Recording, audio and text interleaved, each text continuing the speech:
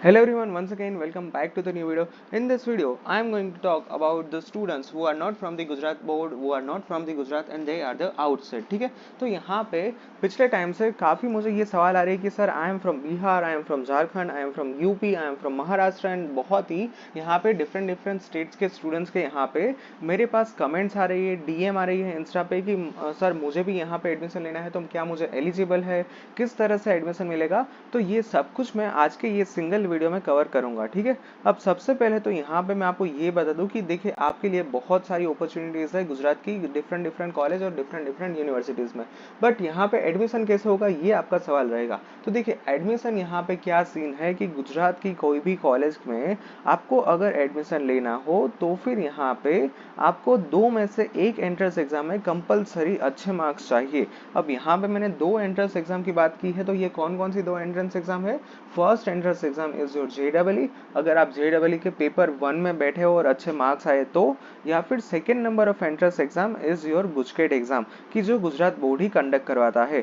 दोनों ही एग्जाम इस साल के लिए खत्म हो चुकी है, तो अगर आपने उसमें अपीयर किया है और अच्छे मार्क आए हैं तभी आप रजिस्ट्रेशन कर सकते हो, एडमिशन कर सकते हो। अदरवाइज अगर आपने इस साल एग्जाम नहीं दी है तो फिर आपके कोई चांस नहीं बनते हैं एडमिशन मिलने के। हाँ, अगर आप डायरेक्टली कॉलेज के साथ कॉलेज के पास जाके डिस्कशन करते हो और अगर वो कोई नया रास्ता आपको दिखाते हैं तो फिर बात अलग है। बट इस तरह से via ACPC in the sense admission committee for professional courses के थ्रू आपको यहाँ पे मिलने के चांसेस बिल्कुल नहीं है, क्योंकि यहाँ पे कंपलसरी या फिर आप गुजकेट दो, कंपलसरी या फिर आप जेडबलई दो में से कोई भी एक एग्जाम के यहाँ पे मार्क्स कंसीडर होते हैं आपके एडमिशन के लिए। तो फिर यहाँ पे ये जो पॉइंट है मैंने क्लियर एंड कट कर दिया है कि आपको यहाँ पे कोई भी एक एंट्रेंस एग्जाम देनी होगी।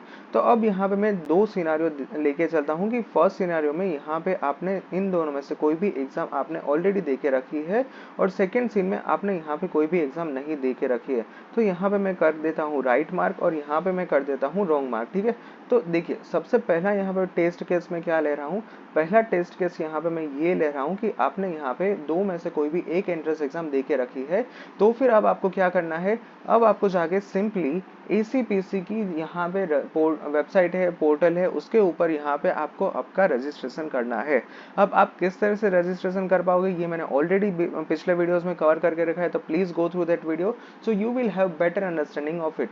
इसके अलावा यहाँ पे आपको उसके बाद जो भी रिक्वायरमेंट डॉक्यूमेंट्स है वो अपलोड करने हैं। अब यहाँ पे आपका एक सवाल आएगा कि सर मान लीजिए कि मैं अभी उत्तर प्रदेश में हूँ और मैंने यहाँ पे जेडबलई का एग्जाम दिया है और पीसीएम का एग्जाम दिया है, तो क्या मैं एलिजिबल हूँ। तो यस 110%, जैसे कि मैंने ऑलरेडी यहाँ पे डिस्कस किया था कि अगर आपने दोनों में से कोई एक एंट्रेंस एग्जाम दी है तो फिर आप यहाँ पे एलिजिबल होंगे।